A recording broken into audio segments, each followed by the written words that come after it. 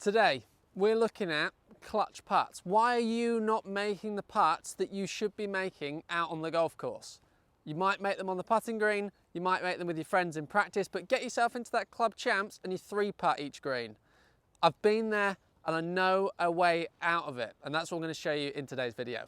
So 95% of you still haven't hit that subscribe button. Do it, it's free. Just hit subscribe, thanks. So I absolutely love asking this question to people who have in for putting lessons. The question I'm going to ask you, and I'm going to ask you at home, is when do you think that you putt best? There are so many different answers obviously you can have to this. It could be, do you putt best on the first hole of a tournament? Do you putt best when you're putting with your mates? Do you putt best when you're in the club championship? Do you putt best when you're on the putting green? Amazingly, for so many of you, 99% of the time, most of you will always have the same answer. Always putt best on the putting green. Now there's a reason for that. And the reason is you don't care as much. We've all seen it in a club championships when you get that person that freezes over a putt. They've lined it up, they've done everything they want, and suddenly they can't move, they can't pull the trigger. And the reason they can't move or pull the trigger is because they start to freeze. They start to care too much about the result of the putt, and then they try and help it rather than relying on their natural technique to hold the putt for them. So how do we then start to replicate what we do on the putting green? Because on the putting green, it looks like, you know, something like that. Oh, I haven't, have I? Oh, okay, thought I'd done it.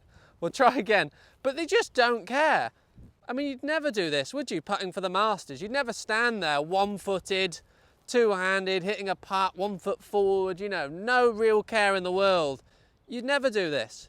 But actually, I should probably start doing that. That was pretty impressive, wasn't it? Oh, how do we create that same not caring vibe when we're on the golf course?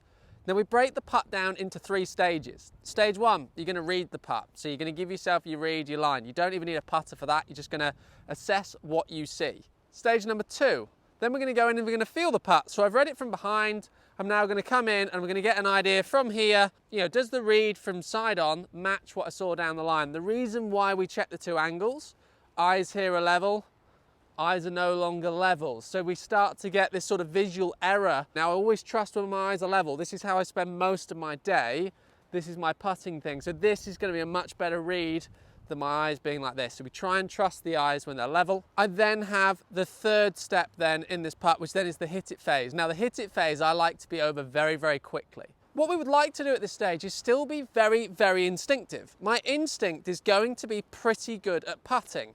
If I just step up, the pace normally is pretty good. Okay?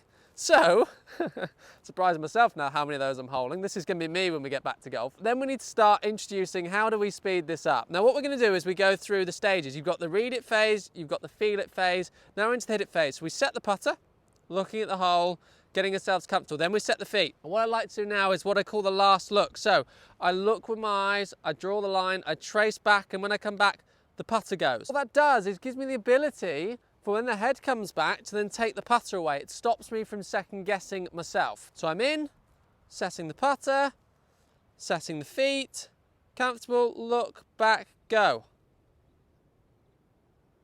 So you notice how quick and how swift that is. Now if we put all that together, we've got read it, feel it, setting ourselves, look, back, hit it. And those phases just mean that I've got a really clear picture of when I'm over the putt of what I want to do, and then I pull the trigger and I do it. You're not waiting for anything else than in that 3rd phase. And I think this is going to make such a difference to your putting at home, just being able to speed up that process a little bit and stop that brain coming in and overthinking what you're trying to do. I've been there, I've seen it, I've done it. Let's fix it with this 1 look drill.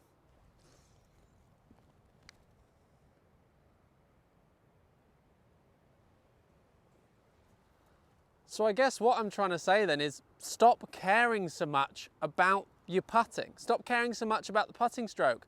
Start caring more about trying to actually hold the putt. That one there didn't line my feet up. I've just literally put the putter in behind the ball and I've hit a putt, and amazingly my instinct's pretty good. If I start to focus too much on what this is doing, I'm going to start missing what actually is important here, and it is holding the putt.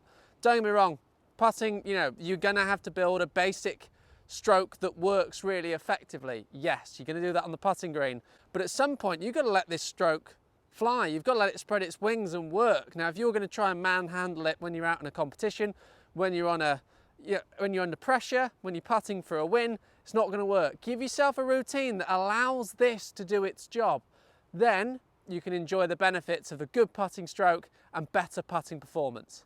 So I really hope you enjoyed today's video. I know that's really different advice to what you're used to hearing. Normally when people putt badly, it's my stroke, it's my technique, it's this. Now, there might be an element of that, yes. However, there's no reason why if you putt really well on the putting green, you shouldn't then be putting really well on the golf course. And that really is the question I'm answering is, why do I putt so well on the putting green, but don't putt well when I'm in a club championships or a pressure scenario? Why do I not make those clutch putts?